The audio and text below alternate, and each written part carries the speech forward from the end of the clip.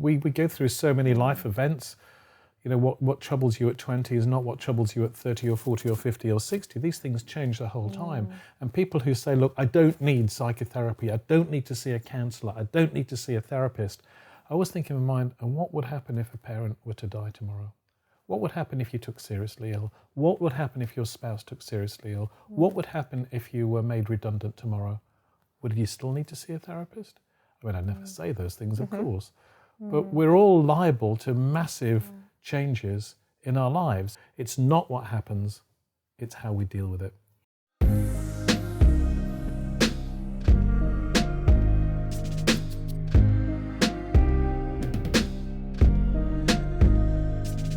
Hello, I'm Sheri Jacobson, and this is TherapyLab, a podcast dedicated to therapy, thought, and the art of mental well-being.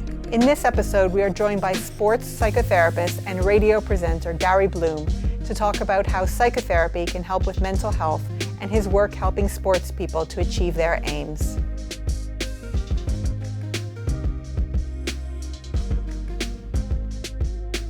Gary, welcome. Thank you for having me. Thank you very, very much for joining us today. I was wondering if we can start off with a quick well-being check. Right. How are you today on a scale of 1 to 10, 1 being the lowest, 10 being the highest? Gosh, I've never been asked that before. I'd say a good 8 because, I've had a great weekend so far. I went to a sporting event yesterday. The football team I'm working with won. It was all high fives and man hugs in the dressing room afterwards. So it was a good day so far. Very good weekend so far. Okay. And is that something that you do from time to time, check in with how you're doing? Maybe I should do it more. I think as therapists, we often work in a way whereby if things are okay, they're okay. And then sometimes we just kind of dip down and thinking, oh, that's interesting, what's going on there?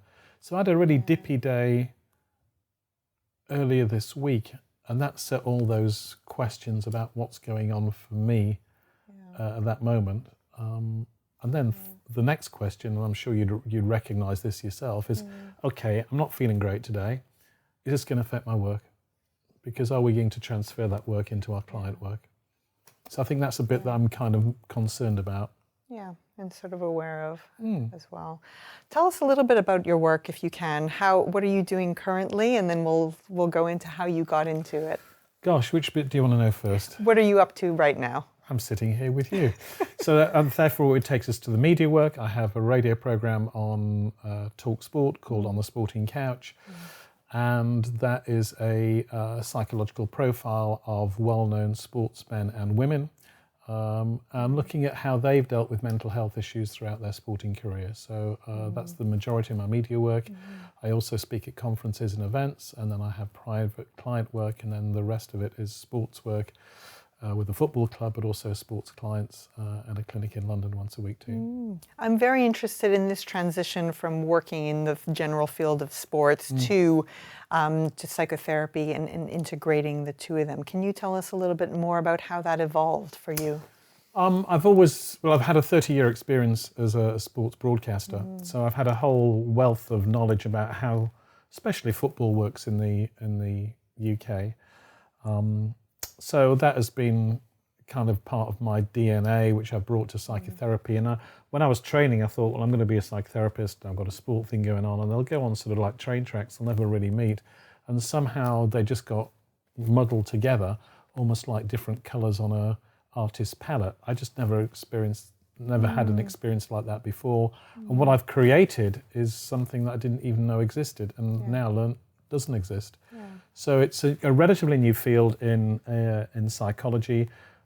I've called it sports psychotherapy, and it's actually looking at what are the barriers to success for sportsmen and women. What things going on in their personal life which they are struggling with will they take onto a golf course or a tennis court or a football pitch or a rugby pitch. And I must say it is an unusual combination, because we're very familiar with sports psychology, which I would like to refer to as kind of performance-based, like striving, etc., but without there necessarily being a focus on the mental health aspects that may underlie. And in fact, there's a growing amount of conversation about mental health within the sporting profession, but it seems to be a lot more kind of more recent that that's emerged, whereas before it was very much sort of like the sort of the emphasis on achievement based and results based. Yeah, I think that's true.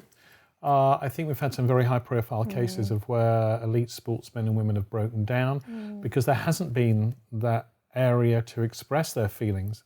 So I don't really want to go into the specific details or examples, but everybody knows, if you have anything to do with sport, about those high-profile sportsmen who've just said enough is enough.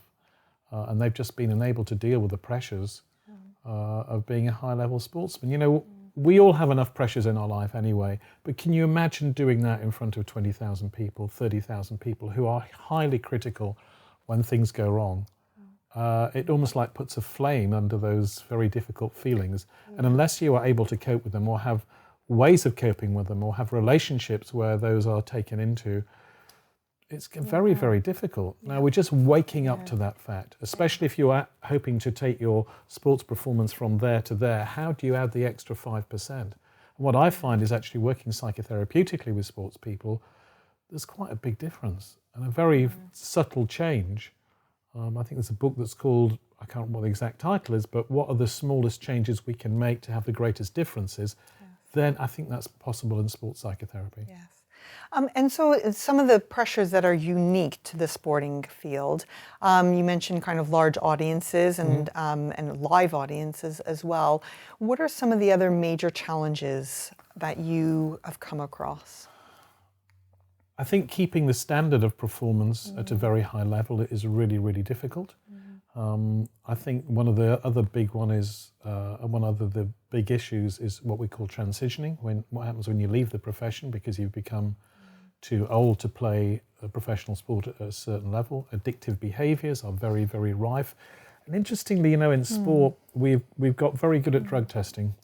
We've got very good at testing for a whole range of things. And that's why the big addictive problem in sport is gambling, because you can't test for it. So gambling is right at the heart of sport at the moment. And if you switch on any sporting event, on a major sporting event on TV at the moment, you'll see lots and lots of gambling ads. So addictive behaviours are in there, staying at a certain performance level, and also what happens when you get too old and your form begins to dip, or you get overtaken by the younger guy or woman who wants to get in the team ahead of you. Right, so many pressures. I'm interested in the addiction side. What do you think drives addiction in sport? Exactly the same thing that drives addiction in everyday life. And it's interesting that through the radio show that I do, I often get contacted by people saying, look, I'm not a professional sportsman or woman myself, but I recognize the pressures of leading an organization or leading a group of people, and it brings exactly the same things out in me of feeling alone. It's lonely at the top, they say. That's a really good example for, say, a coach or a good football manager. They become so isolated because they've become so high up in an organisation. So I don't think these things are particularly just in sport. They're not exclusive to sport. And anybody who's listening to this podcast or watching this podcast will say, actually, I recognise that. I recognise what Jose Mourinho has gone through. I recognise what an England football manager goes through. I recognise what a top player goes through. I recognise those addictive behaviours. I recognise the depression.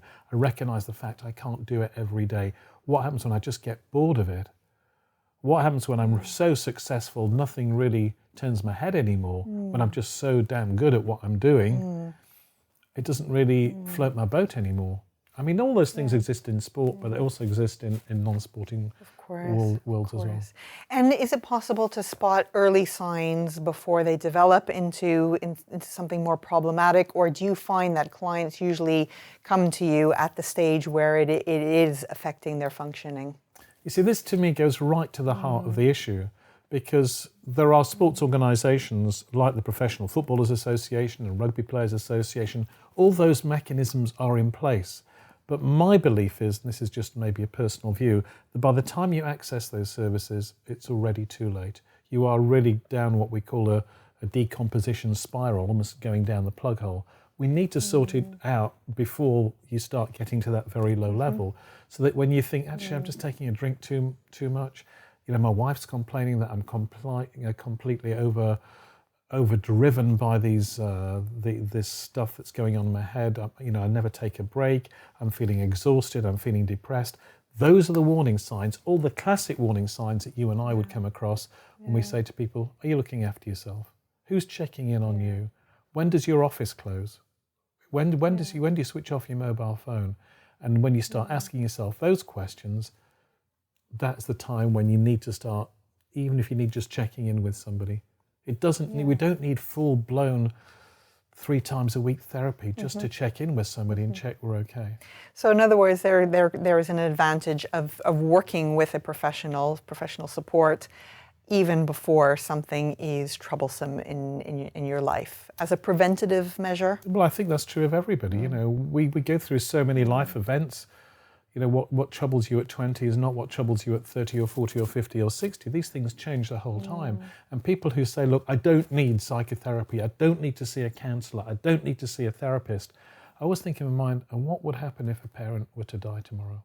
What would happen if you took seriously ill? What would happen if your spouse took seriously ill? What would happen if you were made redundant tomorrow? Would you still need to see a therapist? I mean, I never say those things, of course. But we're all liable to massive changes in our lives. One of the football club personnel said to me, we have 5 lightning strikes a year. A lightning strike is things we do not see coming. And my question would be, how do you deal with those 5 lightning strikes? It's not that they can't happen, they are going to happen. Maybe about 5 a year, sometimes 3, maybe 2. It's not what happens, it's how we deal with it. And do you have professional support? And when did you first access it? I accessed therapy more than 15 to 20 years ago, and that was the kind of route that took me into being a psychotherapist. Right. And now I access professional support by being in therapy on a weekly basis, but also in something called supervision, which I'm sure people who are involved in the profession will know about. And supervision is when you take your work to maybe a more experienced or maybe a peer, and we just check in with the work I'm doing, not for somebody to say, oh, you've made a terrible mistake there, oh, you've got that wrong, but somebody to say, that's quite an interesting idea, but have you thought about this? What about another way of doing it? A metaphor might be, okay, you've got 5 gears for your car that you're driving. Should we add another couple? Let's see what happens. So you see a supervisor weekly, presumably, and so you got into therapy, the profession, the study of the profession. As a result, do you think of your own experiences having been beneficial as a client?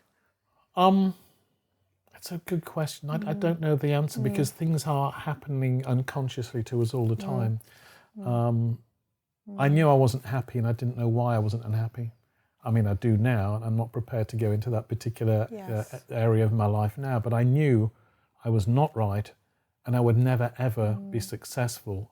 And I don't just mean in terms of work, but I would never be successful in terms of, as a human being unless I resolved some of the things that were not right in my life. Hopefully I'm in a better place because I've been in a worse place. And I often say to clients, it's okay to be a good person, maybe because you've been a bad person, and learning the difference between the two. I mean, that's where the humanistic side of psychotherapy comes in. Now I'm going to ask a really sort of complicated question, but what's the mechanism of therapy? How does it work? How did it work for you? Because you've been on both sides of the couch. What was how did it help, in essence? If you can kind of break down what was useful to you and over what period of time, how long did it take? Well, the simple answer of why does therapy work, there's a 3-word answer. I don't know. Because anybody who reckons they do know is going into a theoretical area that's unproved. Listening to somebody, just the act of listening to somebody, in my view, is therapeutic in itself. That act of being heard, I think, soothes a lot of people. And a client once said to me, he said, I don't know what you do, Gary, but just the fact I can come and talk to you about these things makes a difference to my life. Well, that's just one individual and one story that we've heard. I think you have to trust, to people who are involved in psychotherapy, I would argue you just have to trust the process. Trying to work out why it works is a bit like trying to work out, does God exist? we can say yes, we can say no, it's unprovable. And for some people who buy into the process, I think it's more times than not works. Now I'm really interested in how long you were in therapy for. Have you had different therapists over the years? I was in therapy for about 2 years, but that was before I started training. And it actually took me from one period of my life to another period of my life. So it was very, very helpful in terms of helping me. I mean, what is therapy? Therapy, in my opinion, is helping a client to look into their internal world. People who might not have access to their internal world. Yeah. But we as therapists need to understand how that works before we can help anybody. Yeah.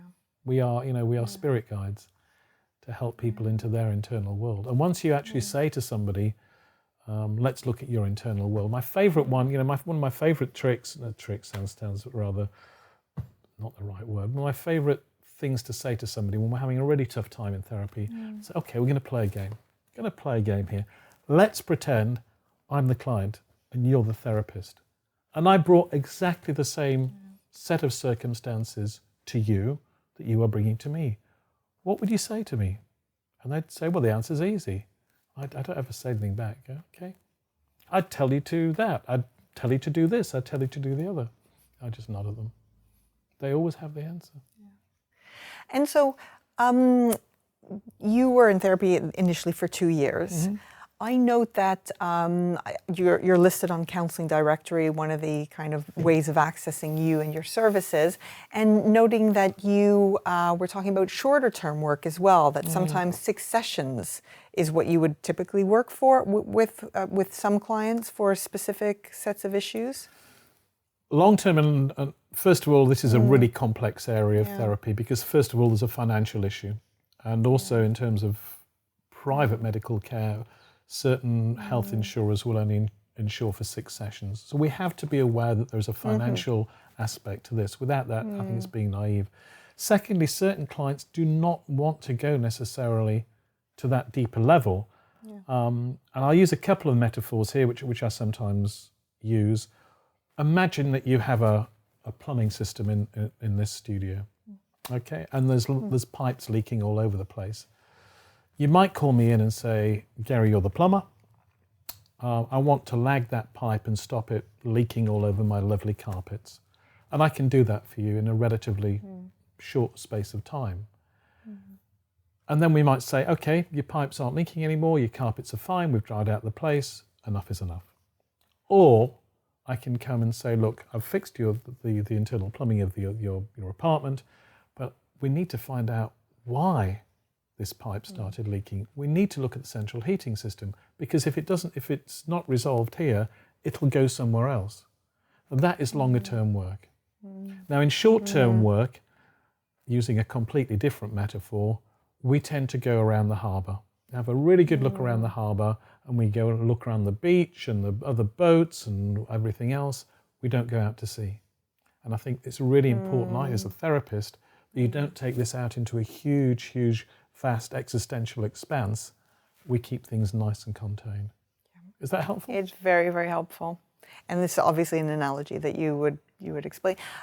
What is the process of getting started with you? So how would an initial consultation start? And does the contact presumably start before? Is there any kind of discussion about what they're going to what they would expect during that first appointment?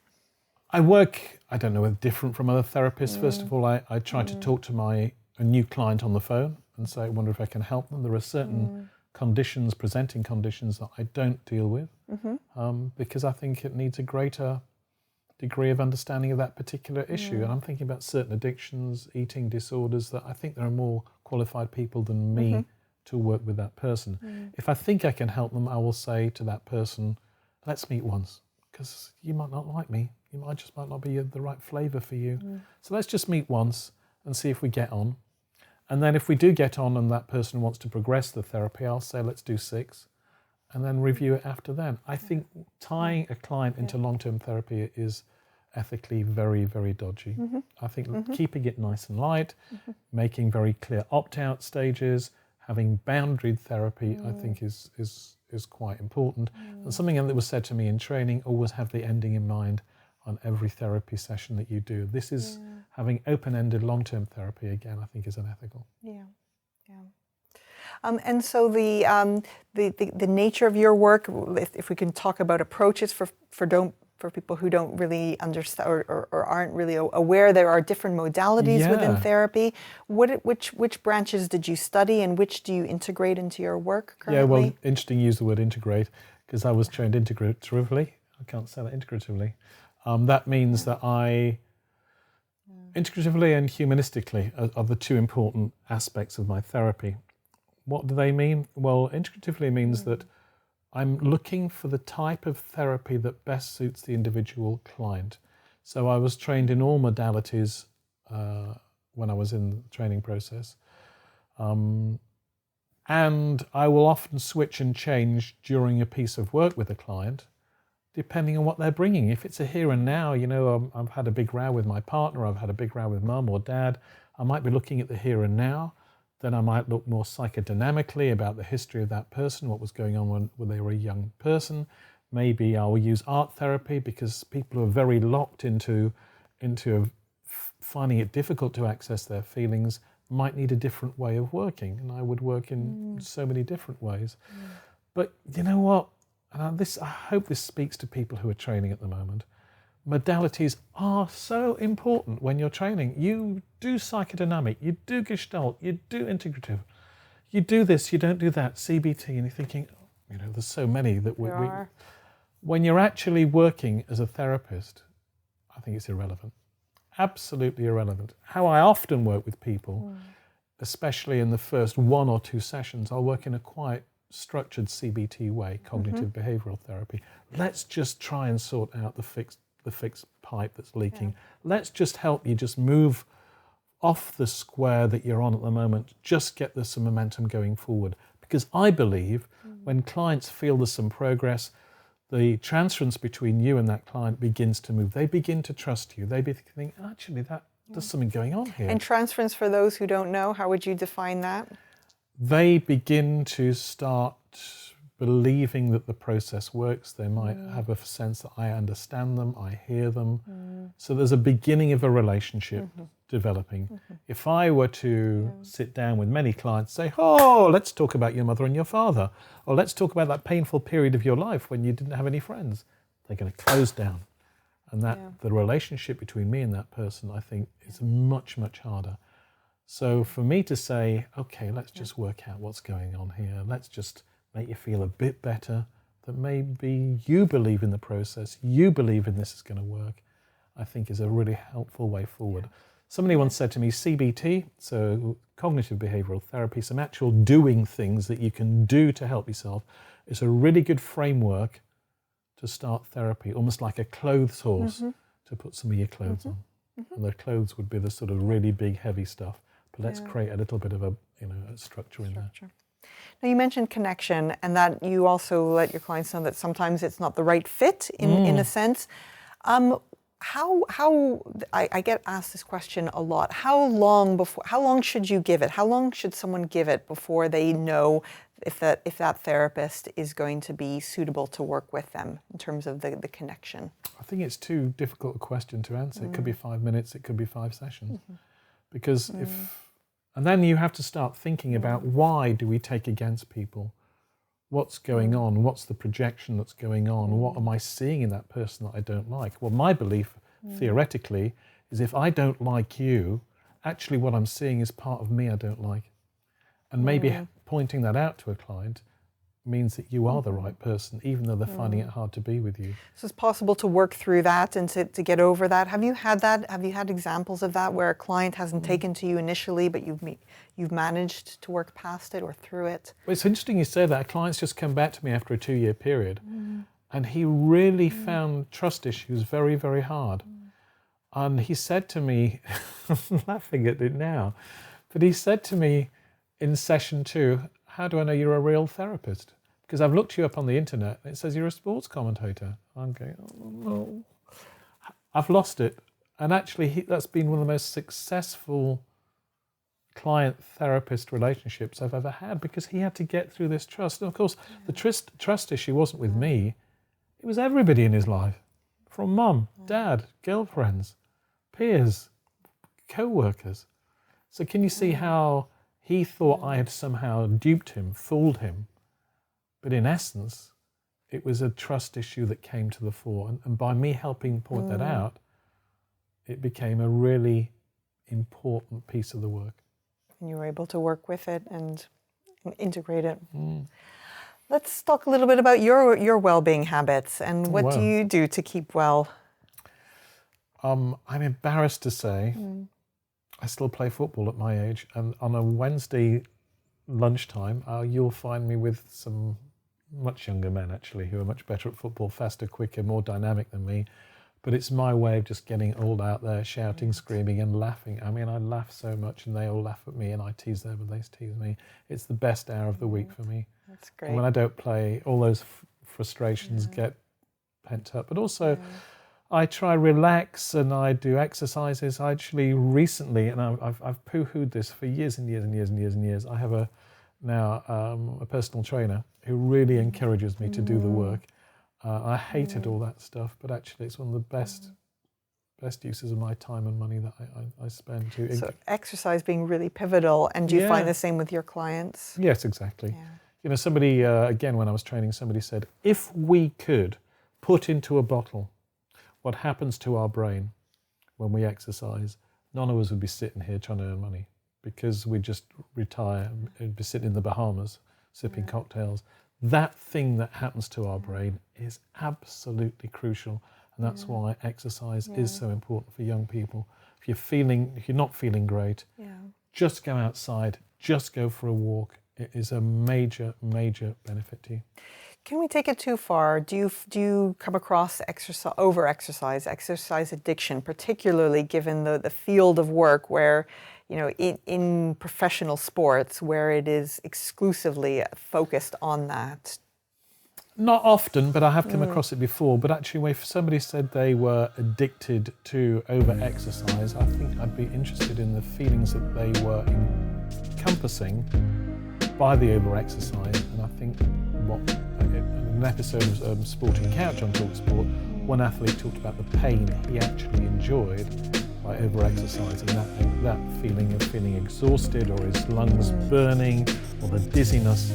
That was an addictive part of his personality. And during the 1 hour radio show, he talked about his tattoos. I said, he said, I've got lots and lots of tattoos. And I said, I'm always fascinated by tattoos. I'm fascinated by what they say, what they represent. But this guy had a lot of tattoos. And I said, why have you got lots of tattoos? And he says, I love the pain of the tattooist actually applying the tattoo. And actually the whole thing was about his addiction to pain. And so sort of in professional sports where the emphasis on exercise is all encompassing, is that verging on healthy kind of addictive properties? Would you say it's like excessive but accepted and certainly endorsed by a lot of people, and people will watch it, but behind the scenes, is there any negative impact to focusing so wholeheartedly on just one activity? I think it's a really tough question. I don't know the answer, because are you talking about professional sport, or are we talking about amateur sport? Are we talking about those gym bunnies who love being in the gym, or are we talking about people who are dedicated to their profession? And the 10,000 hour rule, for people who don't know the 10,000 hour rule, there is a general conception in sports psychology that if you practice for 10,000 hours, you'll be world class. You know, ice skaters become world champions because they fall on their backside 1,000 times. And that concept of practice is a part of mastering a sport. If you're saying that I'm not a professional, but I'm addicted to running or I'm addicted to playing a particular sport, that to me is quite different. I guess what I have in mind is kind of the notion that we engage ourselves so fully into something because it is a diversion from something else that maybe needs addressing. But that's an addiction, full stop, isn't it? You know, this idea that we have these non-explicable urges to do something. But I think that goes into a much, much bigger field about addictive behaviours and what they mean. I mean, if you want to, the theory is that those those addictive behaviours, those signals our brain is sending us are just false signals, because they're saying, if you do that, you'll feel better. You know, you and I can say to somebody who smokes 40 cigarettes a day, you do know that's bad for you. They're not going to turn around to you, Sheri, or me and say, oh, you know what, that's a great idea, I'll stop smoking. It's the addiction, what we believe is going to happen by doing that particular thing. Yeah. Yeah. It's about how our brains work.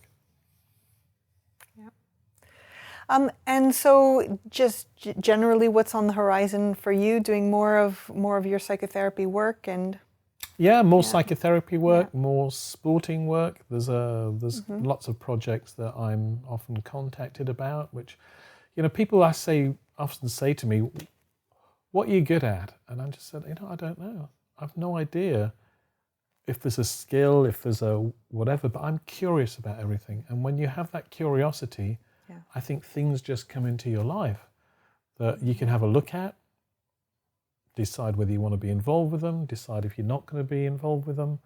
And I often say to clients, you know, think of life as a buffet table. You know, you don't have to eat everything. You can have a little mooch around and have a little bite of this and a bite of that and decide what is for you. And just because somebody says you have to eat those things there, you don't have to. Try it and see what happens. Don't be frightened of trying stuff, but don't feel you have to do it either. That's a wonderful analogy, wonderful way to end. Thank you so much for joining us, Gary. Really appreciate you coming in. Thank you so much for having me. If you feel you'd benefit from therapy and want to transform your life, harleytherapy.com is here to help you book counselling with qualified professional therapists online or in person at times and prices that suit you wherever you are in the world. If this is your first listen to TherapyLab, do hit subscribe to keep up to date with new episodes. You can find us on iTunes, Spotify, and listen at harleytherapy.com/TherapyLab. We'll see you next time.